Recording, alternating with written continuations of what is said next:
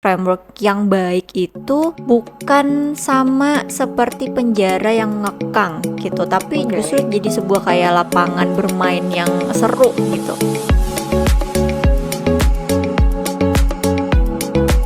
Halo Sobat Sarastia, selamat datang kembali di Sarastia Talks, tempat kita ngobrol santai tapi mendalam tentang cara membangun bisnis dan tim yang unggul di era cuan. Saya Miss Ria dan hari ini saya kembali ditemani oleh salah satu arsitek talenta dan proses terbaik nih di SAI. Seorang trainer senior yang wawasannya selalu mencerahkan, Miss Elvira. Apa kabar Miss El? Kabar baik, Miss Ria. Selalu senang bisa kembali berdiskusi di sini. Sama-sama. Semoga kita mendapat pencerahan yang baru lagi ya kali ini ya. Nah kali ini kita mau membahas topik yang sepertinya jadi kegelisahan abadi para manajer nih. Mereka merasa kalau terus-terusan ngecek kerja tim, itu tuh kayak jadi hasilnya juga nggak sesuai. Jadi mereka jadi capek juga gitu misal. Jadi kayak micromanagement gitu. Dan di satu sisi juga timnya merasa nggak dipercaya. Ujung-ujungnya banyak yang berpikir, kalau pakai framework atau sistem nanti malah tambah kaku dan birokratisnya makin banyak, makin panjang, makin ribet. Bener nggak sih anggapan kayak gitu misal? Sebenarnya itu kayak miskonsepsi yang umum banget ya, Miss Ria ya. Jadi Hmm, emang aku sendiri paham banget sih kenapa banyak orang yang mikirnya kayak gitu. hmm, Tapi banyak yang punya pengalaman buruk juga nih tentang penerapan aturan yang kaku dan gak masuk akal katanya. Tapi hmm, sebenarnya kalau kita di Sarastia sendiri gitu ya, hmm. aku atau kita sendiri kan justru ngelihatnya dari sudut pandang yang 180 derajat gitu ya, beda banget gitu. Hmm, Jadi buat Sarastia sendiri, framework yang baik itu bukan sama seperti penjara yang ngekang gitu, tapi justru oke. jadi sebuah kayak lapangan bermain yang seru gitu. Wah, lapangan bermain yang seru nih ceritanya. Ini menarik nih. Gimana nih konsep analoginya ini gimana sih Mesel maksudnya? Oke, jadi gini, bayangin kayak main sepak bola gitu ya, pertandingan. Kalau misalnya nggak ada garis lapangannya, nggak ada gawang, nggak ada aturan offside, itu kan jadi kayak pemainnya lari kemana-kemana Iya gitu kan, bener, ke sana ke udah sini kayak gitu kan. ngejar anak ayam ya. Iya kan? Jadi, mungkin jadi gini ya, terlihat kreatif gitu, Hmm, karena larinya oh kemana-mana iya gitu iya. kan. Tapi kan kita jadi nggak tahu gitu, golnya itu terhitung atau enggak gitu kan, atau Hmm, kita nggak pernah tahu kalau misalnya mereka saling oh tabrak-menabrak iya. gitu. Nah, itu juga berbahaya kan sebenarnya. Jadi sebenarnya kalau adanya kayak garis lapangan tadi atau gawang atau aturan main, nah itu tuh sebenarnya kita bilangnya framework Oke. gitu atau kerangka kerja gitu ya. Jadi misalnya aja nih kita kan nggak ngasih tahu gimana Lionel Messi buat menggiring bola harus nendang kemana Iya, gitu kan, karena benar-benar. emang permainannya tuh udah diatur dari awal kayak gitu Hmm, kan. Jadi framework ini tuh memberikan sebuah keteraturan dan batasan yang jelas gitu. Jadi biar Lionel Messi itu bisa memanfaatkan kejeniusannya, kekreativitasannya dalam menggiring bola, mengoper bola gitu ya, itu tersalurkan secara maksimal untuk mendapatkan gol. Nah, wah. gitu. Jadi framework yang baik itu menciptakan dua hal yang sangat krusial ya. Jadi transparansi dan hasilnya itu kemandirian. Oke. Oke, jadi sebenarnya keteraturan itu tuh justru menjadi fondasi untuk kreativitas ya, berarti ya?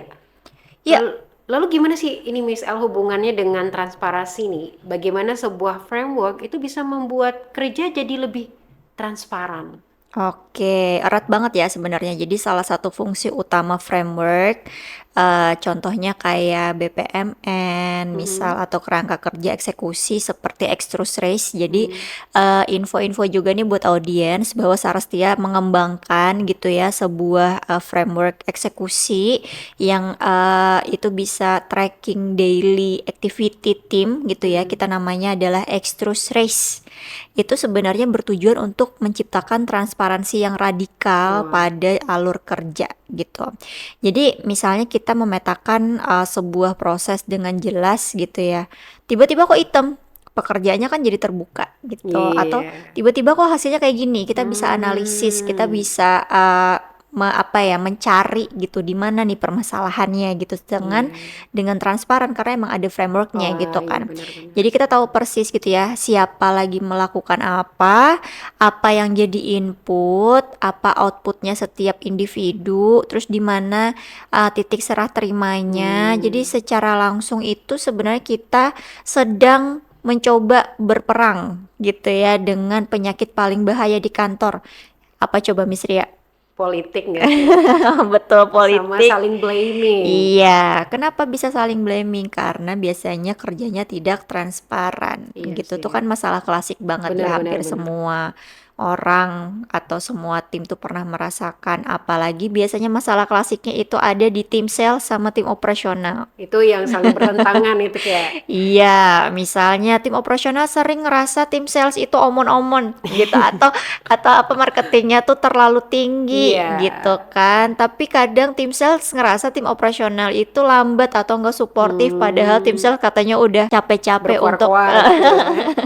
capek-capek cari sales Iya tapi benar. pelayanannya nggak Oh bagus iya misalnya ya, kayak gitu kan akhirnya kan terjadi perang dingin benar. gitu antara tim sales sama tim operasional. Jadi kita Hmm, tuh butuh sebuah framework gitu iya. yang biar kita tahu kontrak kerja atau perjanjian layanan itu seperti apa sih sebenarnya yang bisa menyenangkan organisasi dan stakeholders gitu ya. Iya benar Jadi benar. tim sales itu tahu persis informasi apa yang harus mereka berikan kepada tim Hmm, operasional sebelum sebuah proyek bisa dimulai. Jadi nggak oke. ada asumsi, nggak ada Oh lagi iya benar. katanya, tuh kan sering Bener. banget tuh Iya bener kata ya. gitu kan katanya Tiba-tiba siapa. ditambah-tambahin dikurang-kurangin ya. Ya kan.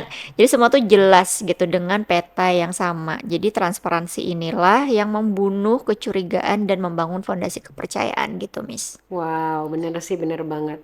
Jadi, transparansi itu sendiri tuh bukan hanya soal keterbukaan dalam data keuangan ya, tapi juga tentang keterbukaan misalnya tim ini lagi melakukan apa, yang mana nih, terus sejauh mana progresnya. Dan, nah sekarang bagian yang paling menarik nih misal. Tadi Miss El bilang kalau framework itu justru bisa membentuk tim yang mandiri, karena tadi kan menghasilkan kemandirian Mm-mm, ya. mm-mm. Ini kok agak terdengar kontradiktif ya. Bagaimana sih bisa aturan itu justru menciptakan kemandirian nih misal? Gimana nih? Oke, nah ini sebenarnya kita sedang mencoba untuk menggeser paradigma yang selama ini ada gitu ya. Hmm. Jadi kemandirian atau otonomi itu sendiri itu sebenarnya nggak bisa lahir dari kekacauan Oh. gitu. Justru otonomi itu lahir karena adanya kejelasan dan kepercayaan kayak gitu. Hmm. Jadi gini, bayangin seorang pilot gitu kan, dia nggak akan berani terbang dengan Oke. otonomi gitu ya. Maksudnya dia nggak akan berani menerbangkan pesawatnya itu kalau dia nggak tahu Hmm. batas ketinggian amannya Hmm. gimana, Benar-benar. sisa bahan bakarnya gimana, kemana Hmm. Benar, tujuannya benar, gitu benar, kan. benar. Nah, jadi batasan-batasan itulah yang bikin pilot itu tuh percaya diri gitu untuk Hmm. bermanuver, membuat keputusan secara Iya. mandiri di dalam kokpit gitu. Tapi kalau dia Iya. nggak tahu data-data awal, informasi-informasi awal, cara Hmm. mainnya gimana, Benar. nggak mungkin tuh jangan Iya. nabrak pesawat lain. Nabrak gunung tiba-tiba karena terlalu Betul, rendah ya. ya kan? Bener. Nah, betul banget tuh. Jadi itulah apa yang sebenarnya kita implementasikan di dalam framework kita yang extrude race tadi gitu ya. Jadi yang pertama extrude race ini tuh ngasih keteraturan tujuan yang sangat jelas gitu. Hmm. Karena apa? Di dalamnya itu kita punya yang namanya goal bulanan Oh. atau yang kita biasa bilang race goal. Mm-mm. Terus kita juga punya goal mingguan Oh atau iya. kita bisa bilangnya adalah race objektif. Hmm. Artinya semua tim itu tahu gitu tujuannya itu apa yang sedang dikejar gitu kan. Iya Kemudian benar-benar. yang kedua, ketika kita mengimplementasikan extrude race itu kita tahu peran kita seperti apa atau sebagai Hmm. apa gitu ya. Nanti kita akan bahas lebih detail lagi peran-peranannya. Iya. Jadi ada race maven itu sebagai apa. Kemudian di dalam tim itu ada leadernya Hmm. yang sebagai fasilitator. Kemudian ada kreator yang jadi eksekutor juga gitu. Nah, Wow. kemudian yang paling penting yang ketiga Ketika implementasi framework ini nggak sembarangan implementasi gitu, ada ketentuan alur acara atau Oke. alur Jadi runut kegiatan. gitu ya? Iya, nggak bisa misalnya aku hari ini mood-nya ini, Iya. aku ngelakuin ini, enggak juga. Tiba-tiba Jadi mood swing nggak jadi ya? betul, jadi emang sudah ada aturannya. Hmm. Jadi Extrus Race ini kalau di Sarastia atau teman-teman bisa menganalogikan seperti lapangan bermain, kayak lapangan sepak bola tadi. Jadi Oke. jelas gitu ya. Jadi kalau tim udah masuk ke dalam X-Race itu ya harapannya bisa mandiri karena semuanya sudah ada aturannya jelas, goalnya jelas kayak gitu kan. Kemudian kegiatan dan perannya jelas, jadi mereka bisa mengeksplor gitu, mereka harus ngapain.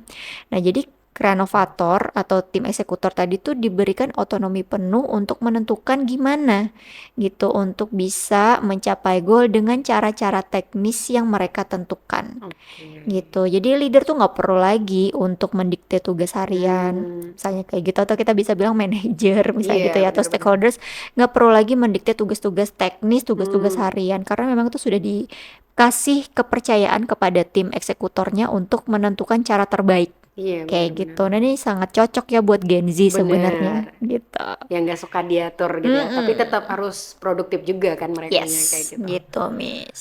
Aku suka banget tadi dengan analogi pilot tadi ya. Jadi masuk akal banget sih. Jadi untuk bisa menerapkan ini semua tuh jadi emang tapi bukan cuman tim aja loh yang butuh framework, tapi pemimpinnya juga kalau menurut aku dengan pola dan mindset konsep yang seperti ini tuh pemimpinnya juga perlu nih mindset khusus untuk bisa percaya sama timnya. Kadang-kadang kan itu kan yang jadi problematika juga nih, leadernya ini merasa belum bisa mendelegasikan tugas tuh ke timnya. Itu gimana kalau menurut misal?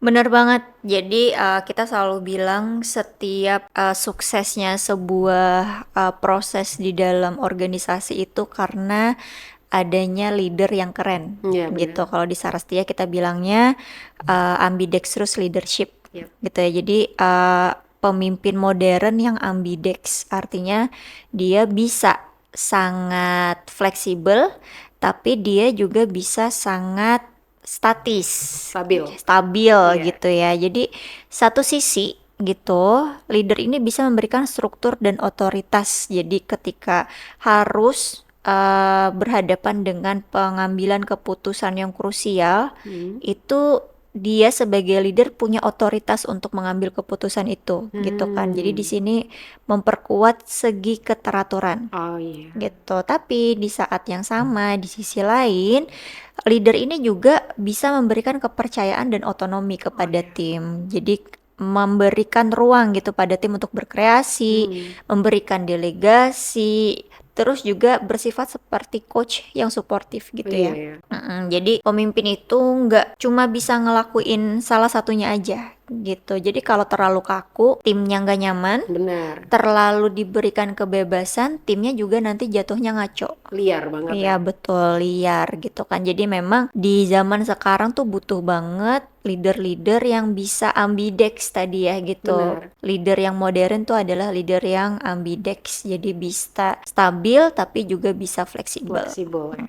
Wow, luar biasa banget. Jadi kuncinya ini bukan hanya pada frameworknya semata ya, tapi pada kemampuan pemimpinnya juga nih untuk menjadi seorang ambidextrous leader nih yang bisa menyeimbangkan nih antara memberi struktur dan juga memberi kepercayaan stabil tapi juga fleksibel ya misalnya. Wah, jadi Miss El, sebelum kita menuju penutup nih di podcast kita kali ini, apa sih pesan kunci nih dari Miss El sendiri untuk para pemimpin di luar sana yang mungkin masih takut nih untuk menerapkan framework karena khawatir timnya jadi tidak mandiri nih Miss El?